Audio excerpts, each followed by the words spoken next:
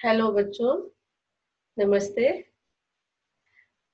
बच्चों, आप जब राग सीखते हैं तो राग का परिचय आपको बताया जाता है। उसमें कई ऐसे शब्द आते हैं जिनको समझना बहुत ही आवश्यक है। संगीत सीखते समय अगर इन शब्दों के बारे में आपको अच्छी तरह पता होता है तो फिर राग गाते समय आपको बहुत सुविधा होती है। तो इसी के अंतर्गत आज मैं आपको बता रही हूँ कि वादी स्वर किसे कहते हैं। हर राग का वादी स्वर होता है। आपने कुछ रागें सीखी हुई हैं, उनके परिचय आपने पढ़े हुए हैं।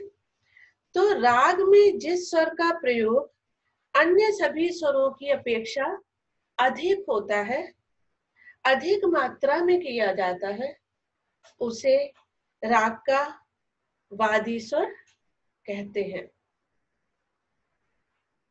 बच्चों, कुछ परिभाषाएं भी वादी स्वर के लिए दी गई हैं, जैसे वदति इति वादी, वादी राजाव गीयते, प्रायोगे विपुलः स्वरः।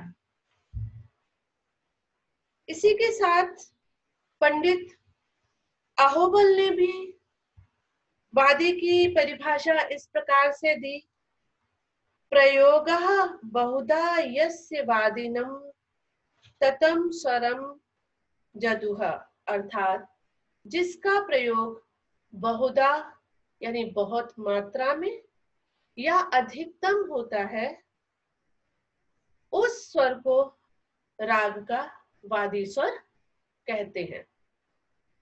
राग को गाने बजाने में ये अनुभव सहज ही ज्ञात होता है कि राग में लगने वाले सभी स्वरों का प्रयोग समान मात्रा में नहीं किया जाता, वरन कुछ स्वरों का प्रयोग अधिक होता है, कुछ स्वरों का प्रयोग सामान्य और कुछ स्वरों का प्रयोग बहुत ही कम मात्रा या अल्प परिमाण में होता है।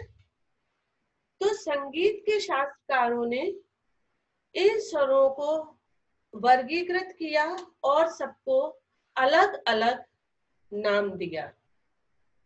तो सर्वाधिक परिमाण में या सर्वाधिक संख्या में जिस स्वर का प्रयोग राग में होता है उसे वादी स्वर कहते हैं।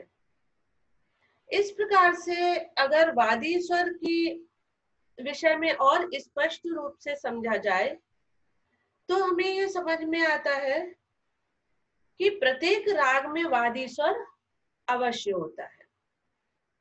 जो भी राग गाते हैं, आपने उनके परिचय जब आपने पढ़े हैं तो आपने देखा होगा कि हर राग का वादी स्वर बताया जाता है। वो इसीलिए बताया जाता है कि इस राग में इस स्वर का प्रयोग अधिक मात्रा में होगा, यानी कि ये राग का राजा इसे बोलते हैं और ये बहुत अधिक मात्रा में प्रयोग किया जाएगा। हर राग में वादी स्वर केवल एक होता है। वादी स्वर राग का प्रधान स्वर या मुख्य स्वर होता है। गाते बजाते समय इस स्वर को बार बार गाते हैं, साथ ही इस पर ठहराव भी अन्य स्वरों की अपेक्षा अधिक दिया जाता है। यह स्वर राग के सभी स्वरों से जोरदार होता है। वादी स्वर से राग का स्वरूप स्पष्ट होता है। कई राग ऐसे हो सकते हैं जिनके स्वर लगभग समान हो, लेकिन वादी स्वर के अंतर से रागों के गाने का चलन बदल जाता है, क्योंकि वादी स्वर पे बार बार आके रुकेंगे, बार बार उसको गाया जाएगा, तो वो राग के स्वरूप को या भाव को बदल देता है। वादी स्वर से राग का स्वरूप स्पष्ट हो जाता है, कौन सा राग गाया जा रहा है। इस प्रकार से हमें पता चलता है कि किसी भी राग में वादी स्वर का अत्यधिक महत्व होता है। केवल वादी स्वर के बदलने से राग बदल जाते हैं, ये अभी मैंने आपको बताया। ये बहुत ही महत्वपूर्ण है, क्योंकि किसी भी स्वर को हम जब राग में गाते हैं तो बार बार वादी स्वर पे आके रुकते हैं। अधिकतर वादी स्वर न्यास के स्वर होते हैं। न्यास यानी जिन पर राग गाते समय विशेष रूप से ठहराव दिया जाता है, घूम फिरकर उसी पर बार बार आया जाता है। यही कारण है कि राग में वादी को राजा की उपमा दी गई है।